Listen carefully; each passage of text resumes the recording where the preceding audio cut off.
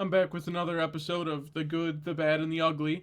And, this week was a bit of a shorter week. We didn't have too many movie releases, and even this one, being a documentary, it was a pretty slow week. I mean, it's the end of February. We're heading into the bigger months of the of the year for movies. We're gonna have uh, Project Hail Mary,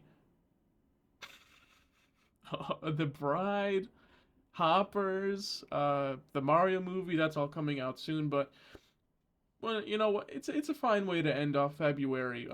And with the good, I guess not so much of a good way to end off February. Only one of the five movies for me this week was actually pretty good, and that is the documentary Epic or Elvis Presley in Concert. I mean, what can I say from the guy that brings you the amazing Austin Butler Elvis movie 4 years ago? I can't say I'm too surprised that this was fantastic. I mean, this guy loves fucking Elvis Presley, and if you don't know, one of my favorite or one of my earliest music memories was my dad playing me a Elvis Presley cassette, on the radio, and I've been in love with Elvis ever since. So to see this documentary and having a pretty almost sold out theater at what 2 p.m., 1:30 p.m. on a Tuesday afternoon was fucking absurd. I mean, it was really really absurd how many people went to see this fucking documentary on a Tuesday that early into the day.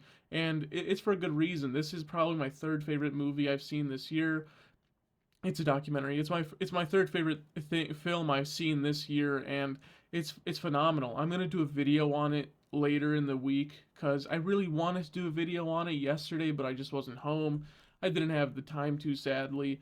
So I will be putting that out later this week. I don't want to talk about it too much here, but I think this was pretty damn good. There's a bit of a problem in this where I think the editing is a bit wonky, and I wish it was a bit more consistent timeline wise. But other than that, you get some fucking banger Elvis performances out of this. You get such a great little background history of him alongside of it because even though this is just a documentary about his concert performances, you get his background in acting, his relationships, his history with his parents and his family, and a little bit of his upbringing as well. And I think this did a really good job at that. And for the bad, if you haven't seen my Scream 7 review, which I'll try to remember to put right here, it's just getting worse and worse the more I think about it. I can't remember if my review I gave it a 6 or a 5. I'm putting it at a 4 or 5 right now. The more I think about this movie, the worse it gets. I mean, it really just comes down to the killers, man. The killer reveal is just so fucking horrendous, and it might be the worst thing in Scream movie history. It genuinely might be. I don't know what could be worse than this. And they've killed off a lot of my favorite characters. Um, of course, the stuff behind the scenes, not actually in movies, is probably way worse. But in terms of in the movies, that killer reveal was horrible. And maybe if it was even slightly better, this movie would have a little bit better recognition. But holy fuck. This movie did so much wrong. And of course, a lot of it comes down to the firing and, the following of some of the old cast members, which is very unfortunate. And hopefully with Scream 8, we can. Maybe we can fix that. I'm not too sure. We can hopefully definitely fix the killers. It feels like after every single movie since Scream 4, the killer reveals just keep getting worse and worse and worse. So, if you haven't seen my Scream 7 review, please check that out because there's much more I say there than here. And for the ugly, there are three movies I've seen this week that were pretty fucking horrendous. It really sucks that I'm been doing this series for like 4 episodes now, and there's been a shit ton of uglies, a lot, and that's how most of the years are gonna start, especially with this type of series where I'm trying to watch every single movie I can throughout the week, whether that's five, 4, 6, 8, however many I can. This was pretty rough. Undercard, if you haven't seen my review for that, I think it had a lot of potential. And Wanda Skies has such a kill. She just kills it. Wanda Skies is fucking brilliant in this movie. Unfortunately, the rest of the movie is just so lackluster, and it just can't hold up to what she's doing in it. There is something very, very good in there. I'm gonna say this with the next film as well, but they just don't capitalize off of it, and it just feels like another shitty boxing movie. Not that the ones I reviewed previously were shitty, but this just feels like nothing special and nothing we haven't seen before. We've seen it's a blend of a boxing story with a little bit of, let me move out of the way of the ugly, huh? With a little bit of a upbringing story, and they could have just done it so much better than it turned out. Unfortunately, I was really enjoying this for the beginning of this movie, but it just kept falling more and more and more as I proceeded to watch it. In my next movie, Nauseum's, kind of similar thing here. I think this movie had so much potential to be so much better. Maybe on a good day, this could just be a bad movie and not an ugly movie, but I couldn't watch it like and have any positive thoughts about this. This is clearly a ripoff between Candyman, Get Out. I just don't dig it. I think it's just a very, very, very bad version of those two movies. I really dig Candyman. I really did Get Out, but this movie just doesn't do a good job at trying to copy them. I think the cast is pretty shit. I think the acting is very mediocre. This movie looks very ugly. The story is just okay. And while this is supposed to be a horror movie and one of the only horror movies for this week, there's almost nothing scary about it at all, which is very unfortunate for me to say because I was really looking forward to this horror wise. You know, towards the end of this month, we're not getting too much. We're getting Scream 7, this, and then next week we're getting Dolly, and Dolly doesn't look too exciting. So I was really hoping this was going to be one of the good movies this week, or at least a mid movie like Scream. I think Scream 7 is, but it can't even do that. I don't want to talk about this movie much more. Maybe if it had a higher budget, uh, we could have done a little bit more with the story, and a lot of the camera work is horrible too. This movie is just really, really bad. I do give it a 3 out of 10. I should have done this with, oh, I said it with the Elvis movie. I gave it an 8 out of 10. Nauseum's, it's a 3 out of 10 for me. Like I said, on a good day, this could be a 4, but I just could not stop thinking about how this is just a worse version, like immensely worse version of movies I've already seen before and that have told the same exact story as this one. Oh, it's just such a shame. And for the last movie, which is probably my second least favorite movie of the entire year so far, Matter of Time. This was horrible. You know, going into this, I didn't see a trailer, nothing. I just saw this poster. I assumed it was like a Disney magical adventure movie. It's not. It's just a very, very shitty movie starring Sean Astin, which was such a shock to me. You know, he pops up on screen. I was like, holy shit, Sean Astin is in this.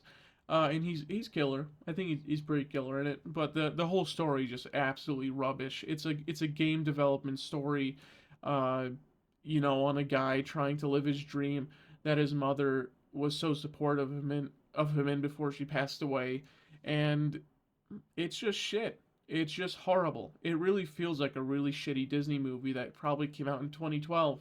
It looks really, really bad. The script is fucking horrendous. They try to do something very cool with the time freezing gimmick, but it just doesn't make sense. How does he freeze time and clocks are still able to move and all this wackiness? I'm not really too sure. The relationships the main character builds throughout this movie and destroys, it just doesn't feel like necessary to the plot at all. I feel like if he listened to Sean Astin, if we just went with a different script for this movie, and instead of him being a jackass towards his friends and whatever, and you know letting the ring succumb, you know, take over his body and make him sleep deprived and a dickhead, this movie probably could have been way better. I think there was something better here. Knowing this director's history, they love doing video game stuff and all this, but this isn't it. This is kind of shocking for a guy who clearly likes video games and history of video games and all this. This just doesn't feel like someone who actually cares about video games at all. This is really, really shit, really, really rubbish. Honestly, this could get away with being a YouTube original movie, like something you'd see from, oh, I wish I could remember his name right now. That guy who made Video Game High School. I wouldn't have been surprised if he also made this because this just feels like a YouTube series put onto the big screen. It's really bad. The script is so horrible. I can't stop thinking about how fucking bad the character dialogue is. Every single interaction doesn't feel real or authentic. I think the only time I was convinced that these people might be friends or in love with each other was the kiss scene in the hallway of the giant sugar square company fucking building. But other than that, I couldn't believe any of these people were actually friends or in love with each other. It's just so fucking strange, really, really weird. And the whole stuff with the boss and him being flirty with the main character's future girlfriend kind of just gets thrown out the window. I feel like we could have developed an antagonist there, but instead he just becomes like just another side character in the movie. We don't have any sort of antagonist in this. It's just the main character ends up being a dickhead and then fucks everyone over until he apologizes and everyone forgives him immediately. Even the main Sean Astin's daughter even says it in the movie. I cannot believe your friends forgave you so easily because they were even more pissed than I am, and I don't want to forgive you.